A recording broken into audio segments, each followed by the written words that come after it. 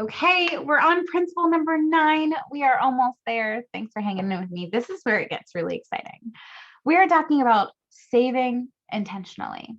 So as I developed this framework, it was actually really tempting for me to include spend intentionally as part of this principle because it is important that you both save and spend intentionally, right? But then I realized that all of the principles that we've already talked about are core to spending intentionally. Respecting your values and priorities, honoring your true desires, choosing authenticity, all of those lead you to be very, very focused and intentional on where you spend your money. But what those things don't do is remind you to be very intentional about saving money also. Hence why it's included as principle number 9. Because the truth is, building wealth does not happen by accident. It is so easy to accidentally overspend. You ever looked up at the end of the month and wondered where all your money went? It is not so easy, however, to accidentally save a chunk of money. Be honest. Have you ever accidentally ended up with $5,000 in your checking in your savings account? No, right? So we know we have to save intentionally because it's not just going to happen. But did you know that even if you are saving money, you could still be doing it without being intentional? So there's accidental savings, right? The money just happens to build up in your bank account. And you don't even know how it happened. Pretty rare. There's also saving without intention. Saving without intention looks like transferring money to a savings account just arbitrarily, random amount of money, random time frame, right? Maybe it looks like stockpiling money just because it's something that you were told you should do, or the money in your savings account doesn't even have a specific purpose. So what's the problem with that? Just having money, right? Is that when you want to use the money that you have saved, it hurts. You're like, but I saved up all that money. You're like, but why? Well, because I was supposed to save money, right? It creates tension when you don't have a purpose, when you didn't have intention with the money that you saved. So saving with intentionality looks like making a conscious decision to save specific amounts at specific intervals, saving money for very specific purposes, or saving for the things that bring you closer and closer to your fulfillment-based goals. When you are intentional, you get more momentum in your saving. It goes faster and grows faster. When you use the money for the exact purpose you saved it for, there's freedom and peace. If you save money for car repairs and then your car breaks down, you don't freak out. You go, oh, look, money. Oh, look, money for car repairs. Perfect. It feels good. It's freedom. It's peace. So the other question I get a lot is, why save at all? Isn't that scarcity? Yeah, I have heard it. I have heard someone say that saving money is a scarcity-based practice because you're basically telling yourself that you won't have enough money in the future to be able to buy something. So you're saving money now instead of enjoying it. Let me make something very clear. Saving without intention is scarcity. It's exactly as she described it. Saving money without purpose because you're supposed to and you're afraid of what might happen if you don't. Sure, that is scarcity.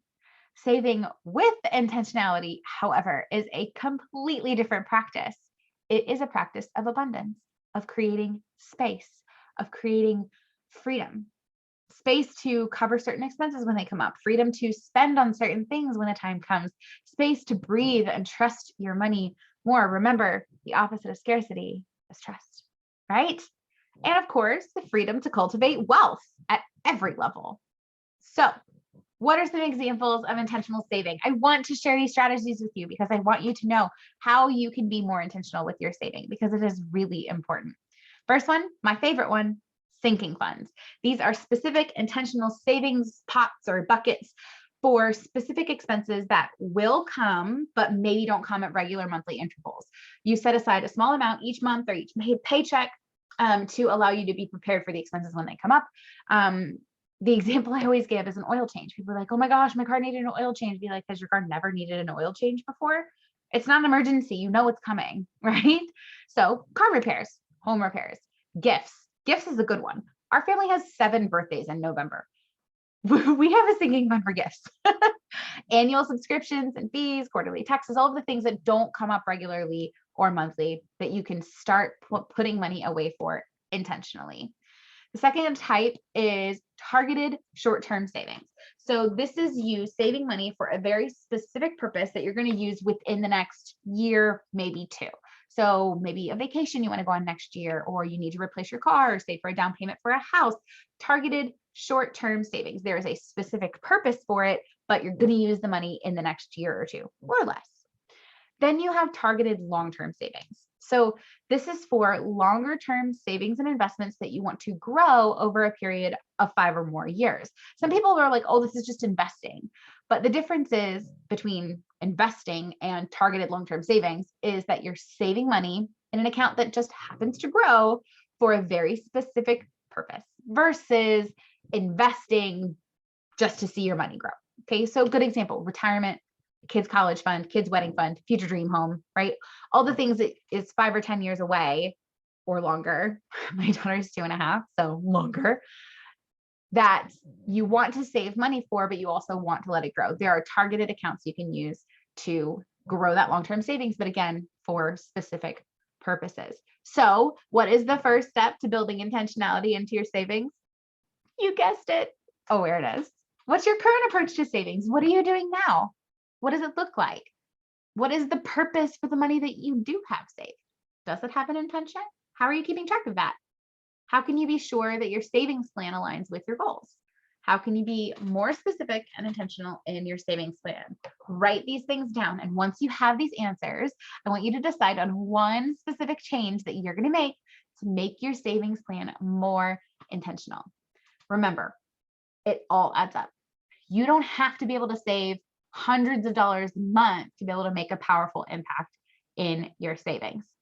Okay? It's just about getting your money working for you.